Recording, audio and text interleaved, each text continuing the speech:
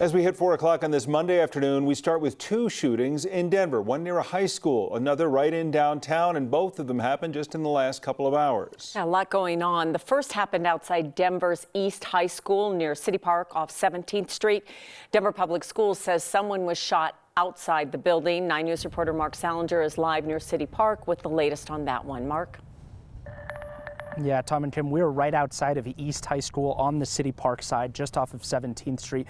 Want to make it very clear, though, right now that we don't know yet if this shooting is related to a student or anybody at East High School or if it just happened outside of East High School. What we do know right now is that it happened right around the time that students were being let out of school, and they were supposedly held inside school until it was safe to come outside. We just saw students coming outside just a couple of minutes ago around 4 p.m.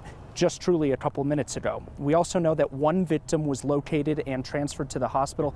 At this point, however, police are not saying if there are any suspects or if they are searching for more suspects at this time. I want to step out of the shot here and show you what we are seeing right now at 17th Street, again, right outside of East High School.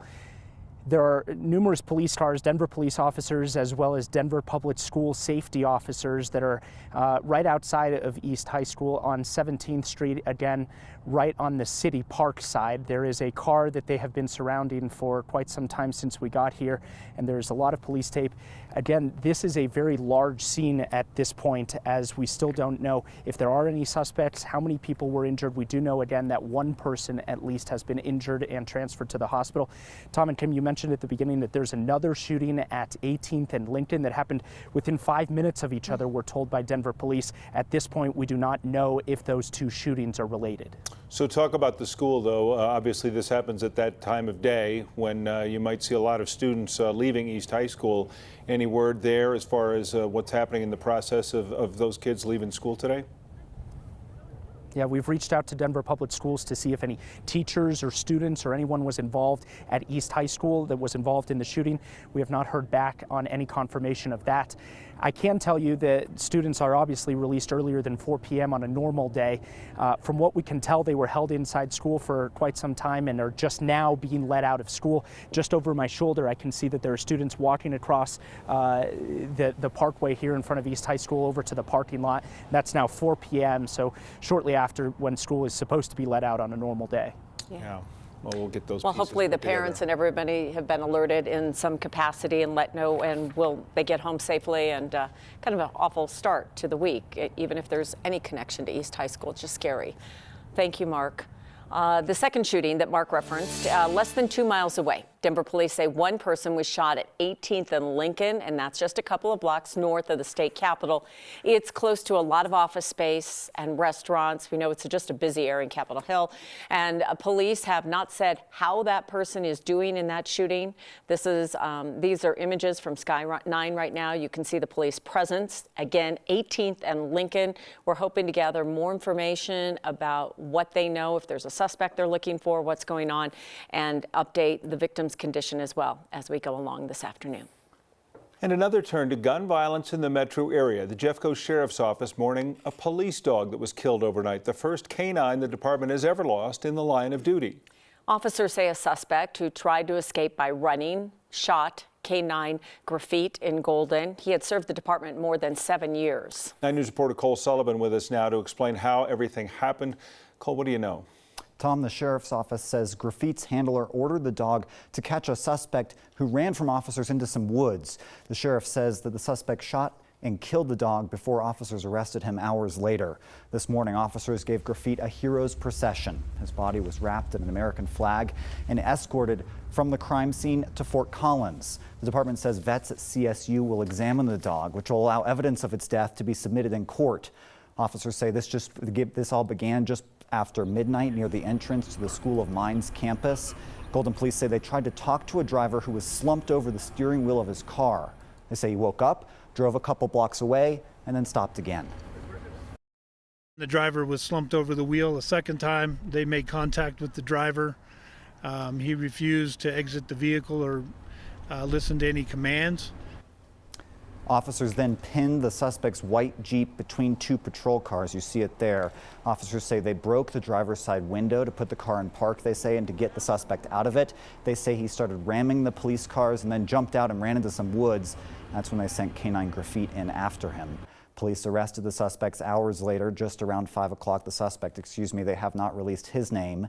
In a tweet mourning Graffiti, the department says it always knew the canine was brave. Today it says he proved a hero. So many people are heartbroken about hearing something like this. We don't hear that often about a canine officer. And Cole, and people want to know, well, what kind of charges could someone face in something like this? Kim, I asked 9 News legal analyst Scott Robinson. He said there is a specific charge for injuring a police dog. That's a Class 1 misdemeanor. The more serious charge that might come with a harsher penalty is actually aggravated cruelty to animals. That's punishable by up to 3 years in prison and a $100,000 maximum fine. Okay, thank you. And for his handler, our hearts go out to him. They're partners. It's got to be a tough day. Thanks, Cole. Today, the Boulder District Attorney's Office officially charged their sheriff's deputy in a crash from last summer. It was last August that Boulder County Sheriff's Deputy Daniel Pratt was driving to a call at the fairgrounds with lights and sirens on when he hit a passenger car on the diagonal at Niwot Road. The 2 people in that car were seriously hurt. They went to the hospital. Pratt and his canine partner were okay. Now Pratt is facing 2 counts of vehicular assault, a felony. He's on administrative leave without pay and expected to be back in court on Friday. Let's take a live look outside where we are looking at, well, near Bow Mountain. It's pretty, little bit of snow out there. It's cloudy though. Gosh, it was a gorgeous day. We're about an hour and a half away from sunset. And Kathy, we'd like to do a repeat tomorrow of today. And we're not going to get that, are we? I know. After the weekend we enjoyed, Kim, Yeah, it was a great amazing, weekend. right? Yeah. So much of the snow and ice melting off our sidewalks and our lawns, and then 62 degrees in downtown Denver today. But now we have the clouds that are moving in, and those clouds are already bringing snow to the higher terrain tonight, where winter weather and travel advisories will go into effect. Current readings still 55 in Denver, 60 in Pueblo, 48 in Fort Collins, and 32 in Grand Junction. The first little area of low pressure is going to slide into Kansas overnight. It's the second system lined up behind it that's coming into the Four Corners area tomorrow. Starting to see the snow ramp up in the southern mountains, now under a winter storm warning for over a foot of snow, and that includes areas like Telluride and Ridgeway. All of the advisories are just west and south of Denver for snow that will start here about this time tomorrow. We do have some heavy amounts possible over southeastern Colorado and over the southern mountains. We're going to break all of that down coming up in Maine weather in just a few minutes. We're tracking these clouds which are moving through, and there may even be a foothill rain shower over the next hour or so. What a weird February pattern, absolutely. But it will be cold enough for all snow by tomorrow evening. I think we will get some sun, Kim. We'll come close to 50 degrees in the city tomorrow. But once those winds shift around to the north, that cold air fills in, we are going to see some of that foothill snow settle right into the metro area, pick up overnight tomorrow night, and then go right into the drive time on Wednesday. This evening, looking great. 57 in Denver, will slide about 10 degrees after sunset. And in Maine weather, after a calm, mild evening, that Tuesday night storm will bring accumulating snow to Denver. We'll have the metro snow forecast and details, Tom, on the winter storm watch coming up. Snow is coming our way, but we did get rid and continue to get rid of some of the ice that has been lingering. So we'll take the trade for now. Absolutely. All right. Thank you, Kathy. We'll see you in a bit.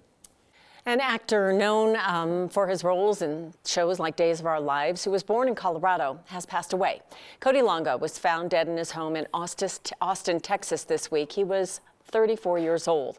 Longo was born in Littleton. He appeared in various shows, including Hollywood Heights, Nashville, and CSI New York. He also had a music career. A representative said he died from accidental alcohol poisoning. In a statement, Longo's wife said his family will always and forever miss him and described her late husband as the best dad and best father.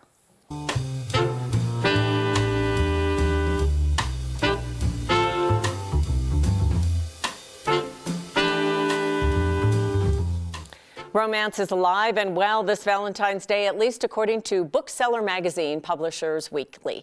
Romance novel sales jumped by 52% in 2022, but there's one area that definitely needs more representation. In today's Black History Month story, 9 News reporter Jaleesa Rosari spoke to an author trying to make change in her free time.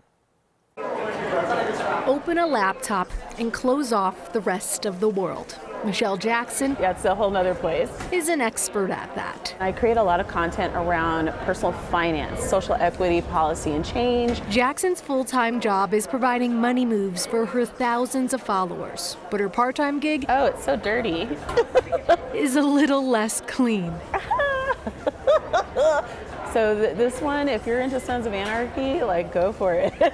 Jackson is a writer, a particular type of one. And so because I talk a lot about money and policy and just things like that, it can be heavy, which is why I like to write romance. It's the complete opposite. Jackson has self-published at least 13 romance books. All of my female main characters are African American because I've read a lot of romances and we're not in as many as I would like to see. So I'm like, any books that I write are going to be that. Cliff Kiefer will be the first to say, yeah, this is a cool one. This is a good one. Jackson is right. Because I'm sensitive to it in that when I'm putting them on a shelf, it's like, oh, this is an African American themed romance, and they're so seldom that I'm always thinking, how can I display these so that it's easy for someone looking? Kiefer owns the book niche in Aurora, a store with roughly 15,000 romance novels. And then you do the math, and it's like, oh, it's a lot. Kiefer bought the store just a couple of years ago and quickly learned romance readers are his regulars. Yeah, it's not just little old ladies. Romance is not dead. It's not a comeback. It's always been. Ask Jackson, and she'll say romance is gaining steam. And I thought it was the best thing ever. As she encourages others to create the world they want to see. If you are wanting to see a book that represents you or a lived experience that you really wish was out there, write the book. I'm going to share stories that share women that look like me. Jaleesa Rosari, 9 News.